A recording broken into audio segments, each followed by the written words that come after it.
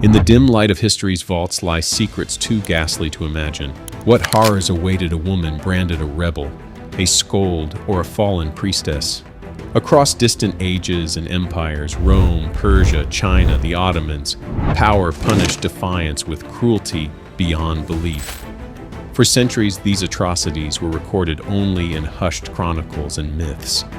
But the scraps of evidence that survive paint a chilling portrait of violence inflicted on women by the state and the powerful.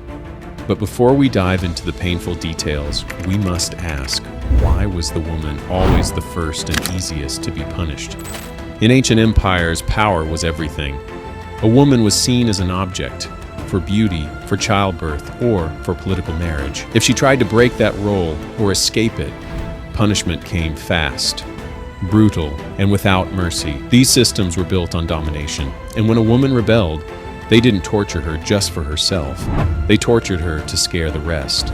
Torture became a silent message to any woman who dared to seek freedom. In Rome, the law protected the purity of the state above all else. A law condemned any Vestal virgin who broke her sacred vow of chastity to a horrifying fate. They used to bury women alive without anyone even knowing.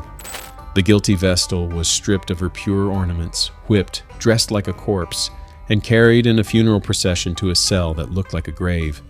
Its floor was covered as a room with only a ladder to descend. Once the ladder was removed, the doomed priestess would die of starvation underground. The Romans forbade spilling the blood of a Vestal, so instead she was placed on a ladder and left alone to die. And when she died, she was accompanied, as if in mourning, by a grim ceremony that extinguished the flame of her life without any trace of violence.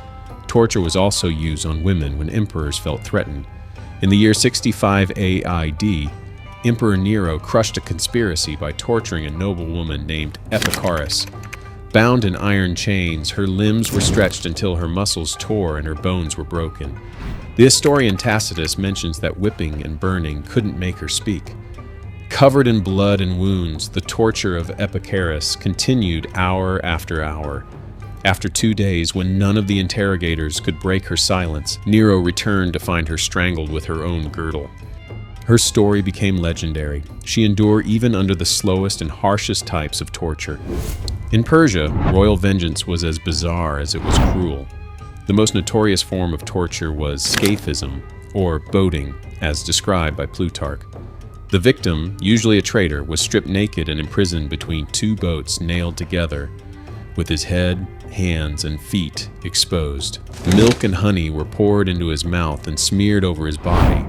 He was left exposed to the sun, where he soon became swarming with flies and insects. The sweetness attracted swarms to feast on the man's flesh until he died a horrific and prolonged death. Plutarch's account describes a soldier, but later, writers said the Persians surpass all barbarians in the cruelty of their dreadful punishments, and there was nothing in the same method that prevented its use on women. This prolonged torment served as a warning, and the very slow consumption of the insects was part of the horror and agony. Even imperial splendor concealed brutal punishments. One recorded case during the Han Dynasty, during the reign of Empress Lu Qi, is particularly horrific. Lu hated her husband Liu Bang's concubine, whom she accused of plotting palace intrigues. When she was accused of treason, Lu tortured her by mutilating her. Her feet and hands were amputated, and her eyes, tongue, and even her nose and ears were gouged out. While still alive but severely disabled, she was forced to drink a potion that rendered her mute. Lu dubbed her a human pig and ordered the abused woman to be thrown into a latrine. Emperor Gaozu's son was brought in to witness the crime and collapsed in shock upon seeing it. As one chronicle of the Han Dynasty records, the emperor exclaimed, "This is something no human being has done." Remarkably, this brutality coexisted with seemingly civilized traditions. For nearly 1,000 years in China, the practice of foot binding represented pain as much as beauty. Young girls' feet were tightly bound and their toes broken, and buried under the soles of their feet to create the precious golden lotus foot.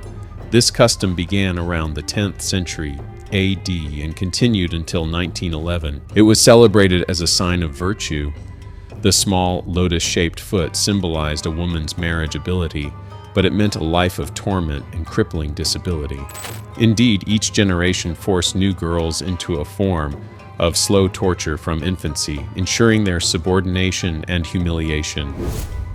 Behind the opulent walls of the Sultan's harem, punishment wasn't always visible. Sometimes it was silence and solitude that inflicted the deepest wounds.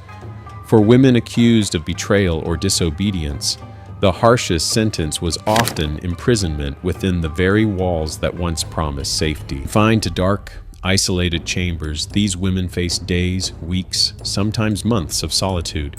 The isolation was a punishment of mind and soul, depriving them of light, human contact, and hope. Such imprisonment wasn't merely about physical restraint, but a calculated form of psychological torture designed to break their spirit quietly.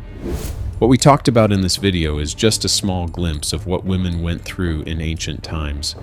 Torture, injustice, and rules that gave them no voice. History isn't always fair, but learning about it helps us understand how far we've come and reminds us not to repeat the same mistakes. If you found this video interesting, don't forget to like, subscribe, and share your thoughts in the comments.